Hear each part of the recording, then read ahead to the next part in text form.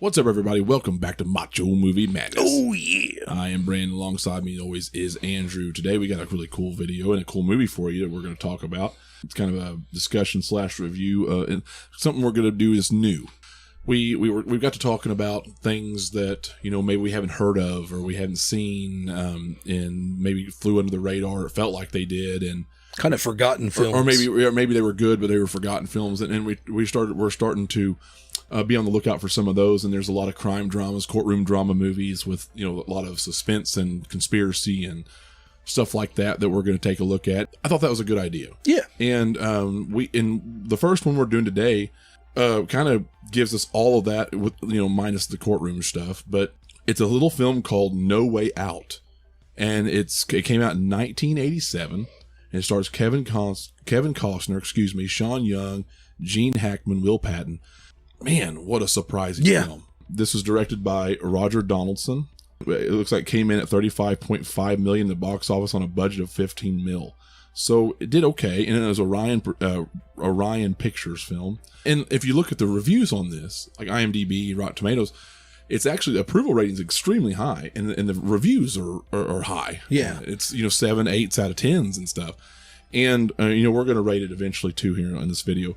But this is just one of those things I never heard of. Yeah, me neither. And it just like complete, and it's so crazy, like, and timing wise also, I want to point out this is on Tubi. I found it on Tubi. I'm going through a bunch of stuff on Tubi, and this is just like one of 3 or 4 that we had watched.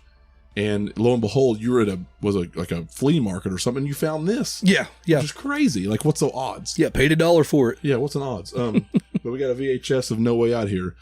We wanted to do this little series of stuff, and I think it's going to be a lot of fun. So today we'll talk about this one, No Way Out.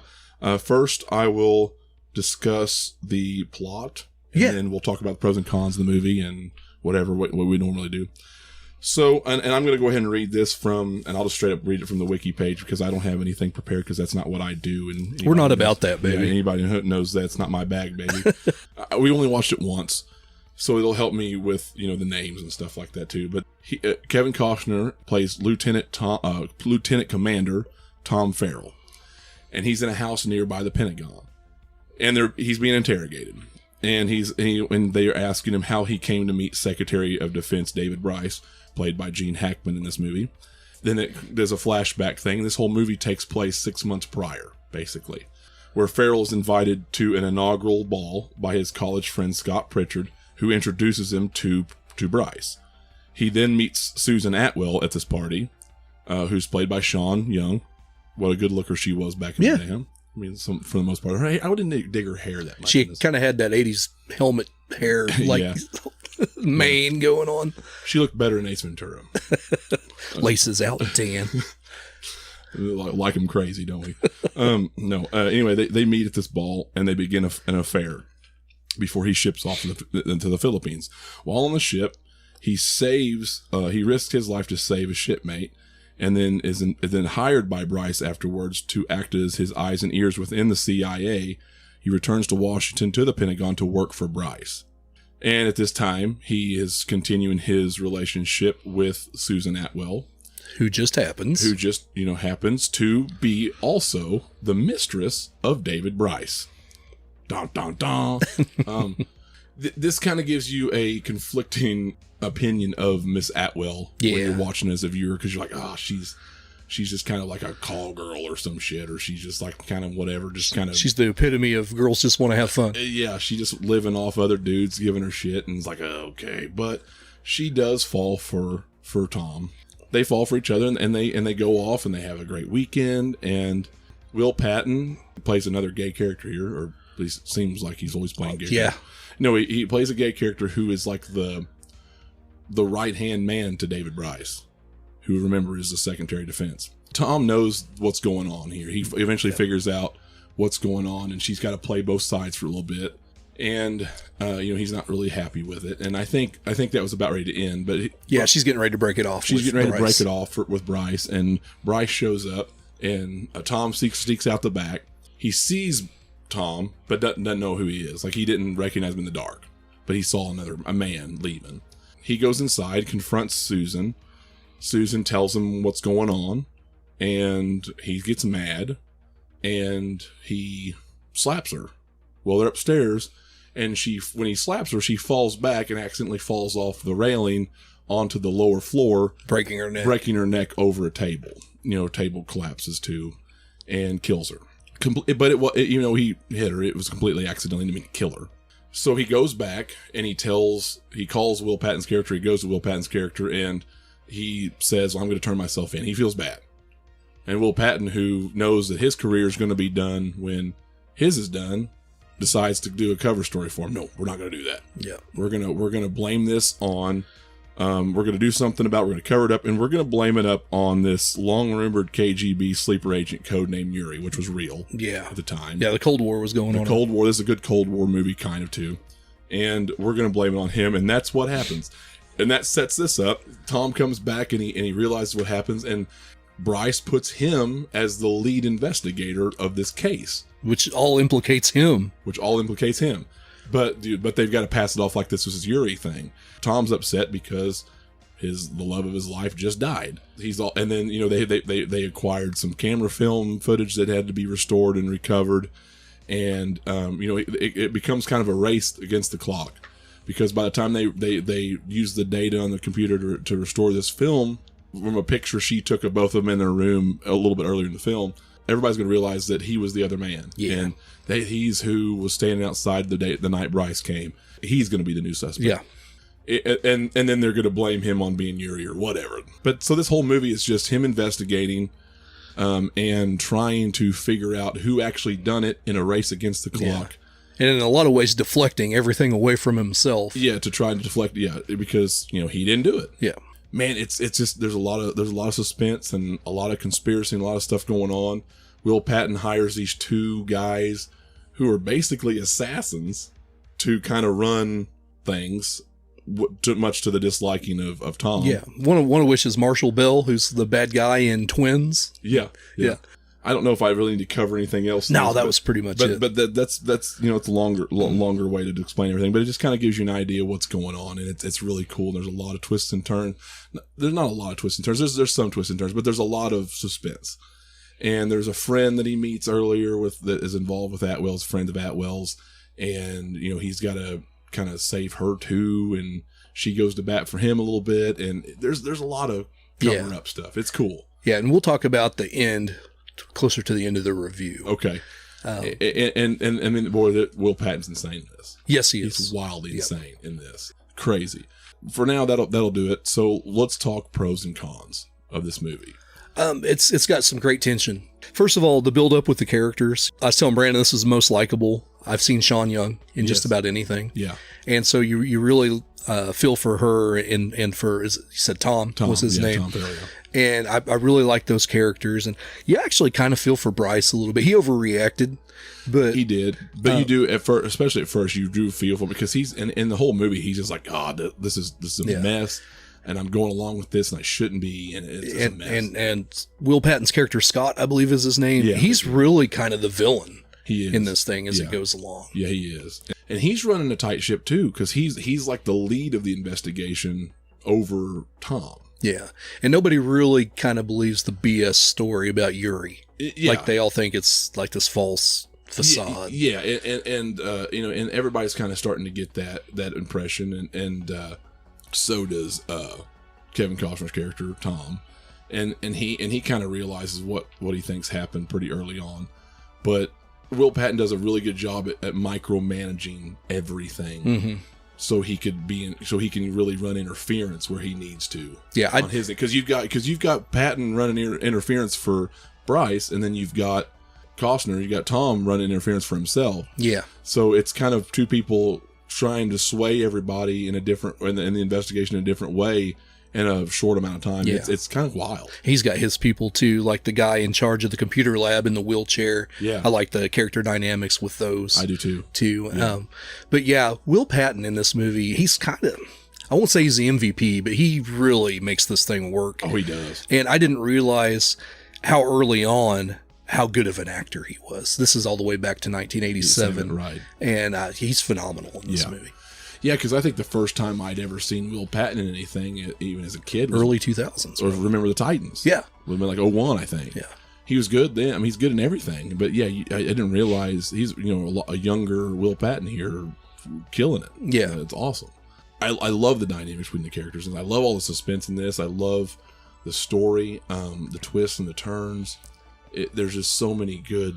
God, it's just good. Yeah. And I'm thinking, this is high rated, but I'm like, I don't know how this is going to be. I love Kevin Costner. Yeah. I love Kevin Costner. It's just like, I was like, I don't know how this is going to be. By the end, by the time that Hackman finally kills Susan, you're like, and then you realize that Patton's super crazy. Yeah. And then to try and run interference in this investigation on behalf of themselves or Bryce.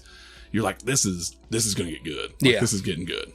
And and just a little spoiler, a little forewarning for those people. There is some nudity in this. You get to see Sean Young naked, and it's just appalling. Yeah, I can't believe I had to watch that. Yeah, I don't condone such behavior, but you do get to see that. There's just enough action in this movie to keep it going. That's one kind of toward the middle. I thought that's dragging a little bit, but then they get that chase with the goons that they bring in. Kevin Costner really did that stunt I read where he goes over the top of the car, and I guess they got onto him for. Oh, really? Yeah, don't ever do that again. Don't ever. But they have a pretty good chase there, like through the subway and through the mall, and yeah, that was awesome because he was trying to get to the friend. Yeah. Anyway, everybody else plays their part really well. The acting's incredible in this movie. Everybody does what they need to do. It reminds me a lot, and I don't know if you've seen this movie, and maybe we need to cover that in this series too. Have you ever seen Out of Time with Denzel Washington, where there's this whole thing going and he has to cover up because it implicates him and he's a law enforcement officer? I don't think I have. We might have to put that on the list too, because that's what this reminded me of, because like he's taking this money, the feds are bearing in on him, one of which is his ex-wife, Eva Mendes, and he has to keep covering stuff up. And that's kind of what this reminded me of. So the character building and the tension is the main reasons to watch this movie. The screenplay is actually based on Kenneth Fearing's 1946 novel, The Big Clock. And I've never read that, but that's what it's apparently based on. And it looks like the film is also dedicated to the memory of director of photography John Alcott, who died after principal photography had wrapped in July of '86, over a year prior to the film's eventual release. Anyway, what'd you think about the music, the score? It was okay. It was okay. It's got nothing to write home about, but pretty decent. Do we want to talk about cons before we get into is that play into your? Do you have any real cons? I don't think I do. I think I was going to put the ending as a con, and then I'm like, no, that's a really cool twist. Like that's just something it was kind of bold to do. Yeah, I do. I like that. It sucks. It kind of sucks for him losing somebody he loved to a slimy ass politician who couldn't handle the fact his mistress was breaking up with him. Yeah. But it's like this creates a lot of stuff and a lot of moving parts in it, and I like how it turned out. I think Will Patton might have almost been a little too good. Yeah. At his job. I don't know if anybody's that competent there or not. Maybe they are. I don't know. I don't guess I do. I don't think I do. The only real thing I can point to is I thought the middle was a little bit sluggish, where he's spending time looking over papers over this printer, which I understand. They're building tension. I thought there probably could have been This is right under 2 hours. Yeah. This 90, it's 114 minutes, so it's like 2 hours and 50. That's what 254 minutes. Yeah. Maybe just a little bit of pace. Yeah. I mean, you could cut. Yeah, exactly. Yeah. I think you could knock 15 minutes off, and it'd probably be okay, but maybe not. I mean, I love the scene where they're bringing these witnesses in. That was good. To scan the Pentagon, and he's avoiding them. Yeah. And that's just because they'll pinpoint him as the guy that was there who'd witnessed him with her. Yeah. Let's go ahead. We're going to go ahead and start talking about the spoiler real quick. Yeah. Spoiler, because this is the end of the movie and the characters. So just right now we'll say spoilers, because right now we want you to go watch this movie and then come back if you haven't already seen it. Yeah. So okay, starting without getting into the actual spoiler. Before I got to that part of the movie, which is at the very end, this was a 3 out of 5. Yes, it was. Well, this was decent, and I like the characters and some of the tension. But when we got to that ending, I'm giving this 3 3/4 out of 5. Oh yeah, I would give this this movie a 3.5 to 4. Yeah, just based on that. Yeah, you're right. It's a very good movie. It's a very good ending and brave. Like, it's bold to do that. Yeah. Yeah, I think 3.25 probably is a good rating out of 5. 3 and 3/4. 3 3/4. I knew what you meant. Yeah, 3 3/4, almost a 4. Is the best rating. So we'll go ahead and just rate that now. So let's get into the spoiler part of it and say so. The movie starts with him being interrogated, and it's bookended with the same scene of the finish of the ending. There is a scene also when he comes back from the Philippines. I believe it's back from the Philippines where he meets this landlord, his old man. Yeah. Well, so at the end of this movie, is Will Patton he's gonna call him Yuri, and Will Patton's gonna try and pin the whole Yuri thing on Kevin Costner and Tom Farrell. It all ends ahead. He's able to basically put some evidence on Bryce because Bryce would give Susan gifts, and a lot of these gifts were given to him by other leaders of countries or whatever, and they would have to log these gifts into the database of the Pentagon to note what they've received from other leaders. Yeah. Well, he didn't log this one. And it was this golden box from the Moroccan leader. Yeah. But it was somehow not recovered by Patton during his cleanup stage. The film was, but not that. And Costner winds up with it from somebody, luckily, and then is able to get the guy in the wheelchair to log it for him. And then once it comes through that database and it prints off, he's got a tangible piece of evidence to link Bryce to Atwell and link him to the scene. So that's kind of the race against the clock thing here too. And he's got to get this before people discover he was the guy in the photo or somebody spots him. So it all he ends up doing that. Patton ends up killing the guy in the wheelchair because when Costner finally confides in the guy in the wheelchair, hey, I'm the guy in the photo, but I loved her. This is what's going on. And I need you to help me because I didn't kill her. Yeah. He's not sure where to turn after that. So he believes him and he done it, but at the same time, he's like, I don't think he's fit. He's worried. He also doesn't want to be insubordinate to everybody else. So he's kind of in a conflicting spot. So he meets Patton in a gymnasium upstairs and on a basketball court or something and says he wants complete confidence here and doesn't want anybody to know, but he's like, I just don't think he's fit. Well, he finally tells him. So Patton puts it together and he's like, okay, well, I'm going to put it on him. He's going to be our fall guy for sure. And we're going to call him Yuri, and that's what it's going to be. And he shoots him. That way there's no other loose ends, just in case. So he kills him. Well, it all ends up hitting a head in Bryce's office. He gets the piece of evidence, and Bryce doesn't kind of go along with it. He's going to turn himself in. He's going to turn himself in. Yeah, he's fed up with the whole thing. It's gotten out of hand. And when he turns on him and tells Will Patton's character to give it up, Patton goes even further off the deep end and shoots himself because, he's like, it's over. And he's going to find, and they're going to find out what I've done anyway. So he shoots himself, and then Kevin Costner says, I got you. Basically, it's like he's got him. And he walks out of the office. Presumably turns him in. Yeah, and they could basically place all the blame on Patton, and Patton's the fall guy. But he's got enough evidence now on Bryce to say, hey. And Bryce is trying to reason with him at that point. He kind of changes his mind again. He's like, I'm sure we can work this out. He can be the fall guy. We can all go about our way. Even to that point, Bryce didn't know that Tom was in love with Susan and was the guy. Right. So that was one of those things. He just kind of walks off, and you can assume that he's going to turn Bryce in. Then you fast forward to the interrogation. Then you see the old man, the landlord. Come to find out, they're Russian. Come to find out, Kevin Costner actually was Yuri. Yeah, he speaks Russian better than the Russian guy. Yeah, he did. Yeah. Wow. Yeah, he was actually Yuri the whole time. Yeah. And they were using him to infiltrate the Pentagon. Yeah. He's been a plant since basically being a kid. And they've used him to get to Bryce. He just happened to fall in love with Bryce's girl along the way. He just happened to fall. Yeah, whether that was meant to be a thing, which I think it probably was. It may have been a tool to get to Bryce, but I think he did end up fall in love with her, and so by the end of it, he walks away from the KGB. Yeah, too. So he's just kind of but and they actually let him. They were going to kill him, and the guy's like, no, let him go. He's got everything. Yeah. There's nothing tying him to us. There's nothing tying him to anybody else. you can let him go. He'll be back. Yeah. He was so confident he's going to be back. He has nowhere to go. He'll be back. And that's it. That was the end of it. He just leaving. But so it's a little bit ambiguous on what happens to his character, but it's cool. Yeah. This was the kind of movie I think probably M. Night Shyamalan saw like when he was a kid and was like, I want to make movies like that. But Yeah. none of them were as good as this. Yeah.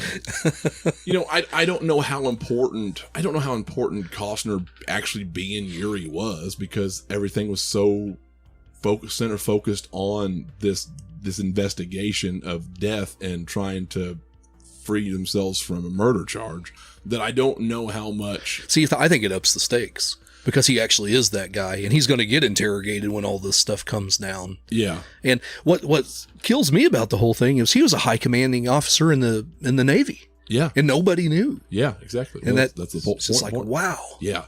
Yeah. It's awesome. Like that. You're right. It does up the stakes. Yeah. It just, I don't think it would have, for me, I know it really jumped your score up. For me, the movie was already good enough the way it was, just trying to get him to clear his own name. Yeah. And then the suspense and Pat and Carrie and everything, like it was already conspiracy enough that you didn't even really need that. But I do appreciate them taking a chance to say, hey, you remember this Yuri thing that they're talking about? Guess what? Yeah. Your boy that you've been cheering on this whole time was that guy. Yeah. Even, it was actually that guy. There was one point in the movie where you were really, really close and ironically going to blame him on being Yuri when you're just like, that's preposterous. Yeah. It fools the audience. Like, no, that's preposterous. He's Costner. He's so likable. Yeah. Obviously this is a cover front you talked about earlier on just pinning anybody, just making anybody Yuri. Now you're going to make him Yuri. Well, turns out he actually was Yuri. So no, it's ironic. It's fun. It's cool. Guys, this movie is cool. And I say this after the fact, but I really did hope that you watch this movie beforehand or stop this review and then watch the movie and then come back. That way we didn't spoil everything for you. But this is this is a great movie, man. Yeah. And I know we don't normally spoil stuff that in depth on this channel, but this is a cool. Yeah. For those who know, you wanted to hear that part and what we thought about it. Anyway, yeah. So that's cool. So let us know in the comments below what you think of this movie. If you have not seen it and you've got this far, I'm sorry, you fucked up by watching this whole thing before watching this movie, because go to Tubi and watch it. And I think I mentioned it before the spoiler part. Go to Tubi. Yeah. But yeah, just let us know, because this is a wild movie. It's cool. And we scored it right under a 4. Yeah. Right under a 4 out of 5. So was there anything else you wanted to say about it? No, I think I'd heard of it before, Yeah. but I in no way went, I got to go out of my way to watch that, until you had said, hey, Right. you've got to watch this movie. Right. And I'm glad I did. And so we're going to kind of start a newer series on the channel, just like forgotten films. Like I think Kenny wants to do The Hard Way. Yeah. The Hard Way will be with fun. I've Michael never J. seen Fox. that. Right now it's not on anything. If we can't find it, I would love to do Out of Time, since you haven't seen that. Yeah, it's kind of in that same vein. Cool. Yeah. So we'll see what next time we record what comes up. And what really got me on this, and we talked about it with your brother Brad a little bit too, on just stuff that was kind of fun. The Hunted. The Hunted. We need to do that, and hopefully we get Brad back for that. And anything else you guys can think of in the vein of these movies, something that maybe people don't talk about, get with us in the comments. Let us know, and we'll take a look at them maybe. Anything else we want to talk about? Nope. Okay. Go watch No Way Out if you can find it. Absolutely. All right. Until next time. We're out of here.